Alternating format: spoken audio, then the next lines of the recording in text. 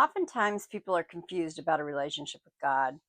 They think you have to do X, Y, and Z. I actually made the conscious decision to not walk with God for 30 years of my life, even though I had been taught virtually from birth about Jesus.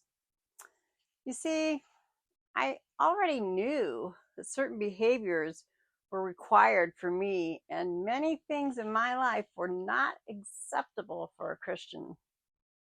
I wasn't willing to pretend I was something I wasn't. I have always been a very transparent person. I just am who I am, unapologetically. I knew in myself that I couldn't possibly pull it off. So I continued to just swirl around the toilet bowl, hopelessly trying to figure everything out on my own. Because of my knowledge of what a relationship with Christ was supposed to look like, I was not delusional enough to think that I could ever be anything more than I was in myself. Satan had convinced me that all of my damage caused me to be incapable of walking with God in a Christian life. Let me read you a Bible verse. John 6:29. Jesus answered, "The work of God is this, to believe in the one he has sent." Who did God send? God sent Jesus. This verse simplified what God requires of us in one sentence. It doesn't say, in order to serve Jesus, you have to be kind to everyone. You need to forgive everyone. You need to be obedient, go on the mission field, or always do the right thing. Although those are all byproducts of a close relationship with Christ, this simple verse isn't saying that at all. It simply says, my job is to believe in the one God sent. Who did God send? God sent Jesus to take away my sins.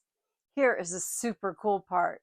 When you wrap your head and heart around who Jesus is, the sacrifice he made, and why all of those unbecoming traits that I had adopted began to melt away one at a time.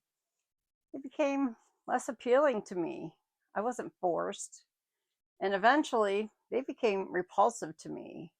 Then all of those wonderful positive attributes became something that I didn't even try to become, as I simply did what this verse says. Jesus did all the work.